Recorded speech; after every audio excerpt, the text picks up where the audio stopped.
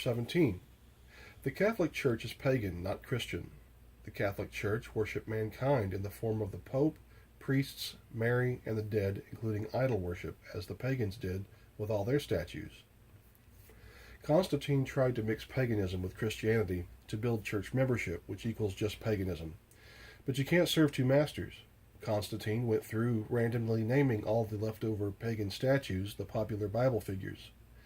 He set the date Christ's birth was celebrated to December 25th to try to confuse Jesus with Tammuz and probably Mithras and the Persian false god of light and Horus also. In the Catholic Bible, Catholics use the Douay Bible, which is a twisted version of the Protestant Bible, which should be ignored. He also changed the weekly day of Sabbath worship to the false Sabbath, Sunday, the pagan day of the sun god, shortening the commandment about Sabbath keeping to not specify which day. He then completely removed the commandment stating not to worship statues, as that's what Catholics do. It was this kind of insanity and false doctrine that were the basis and that prompted Protestants such as Martin Luther to protest and leave the Catholic Church. The Protestant Christian Church is the only Christian church. Catholicism is a blasphemous, idolatrous, satanic death cult that practices and teaches the exact opposite of everything Christ said. They have nothing to do with God. Bishops owned brothels. Did you know that? Bishops owned brothels and brought prostitutes into the church for the church to have sex with them. Likely, this was, again, to grow church membership, but it was about as far away from Christ's influence and example as one can get. The Pope's hats almost all say Vicarius Filii Dei, or a lot of them do, let's say, which adds up to 666 in Latin. As you see on the left here, we have a chart showing that it adds up to 666 in Latin. The Pope is the Antichrist, and Rome part of the Antichrist power, according to the books of Revelation and Daniel. Rome will be responsible for billions of deaths soon, as they're going to be murdering almost the entire human race.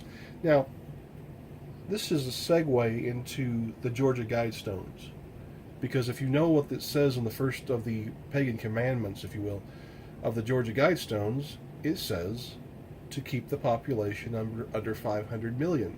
These stones were sanctioned in Eberton, Georgia, this American Stonehenge site, as they call it, and it was put there in 1980. And in 1980, the world population was the proper number. It was 9/10 of what the Georgia Guidestones says to limit the population to. 9/10 is what remains. So it was referring to murdering 9/10 of the entire world's population. That's what the Georgia Guidestones are saying they were going to do, and they're still going to do it. And guess how they're going to do it? Well, we just found out. And guess who's responsible? Well, we just found out. The Pope is going to kill all these people. He's going to sanction it. A Pope is going to sanction it. The Pope is the Antichrist. A Pope will be the Antichrist. They are the Antichrist system, and they'll be responsible for the deaths of 9/10 of the entire world's population. And yet we're letting them get away with it right under our noses. Proceeding right along, let's see. They worship the sun god and believe that the Christian God is the devil, a blatant lie from Gnosticism. They are literally devil worshippers. And we have a quote from historical record about Gnosticism. It says, like many of their fellow Gnostics, the Nasuraiya believe there are two worlds, one of darkness and one of light. They say that an evil creator formed our world from the darkness. There you go. Calling God the devil. All right, so we have here various tiaras.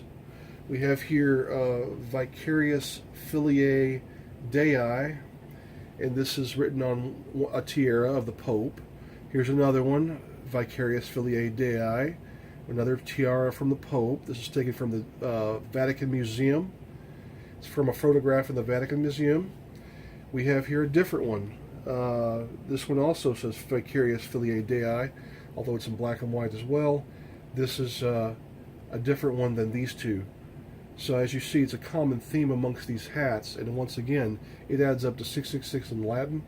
I'd say you'd have to be deliberately doing that if you're going to sit here and, or it's going to be something that was inspired for you to do mistakenly, so that you'll be, caught red-handed one day when the Christians found this stuff out.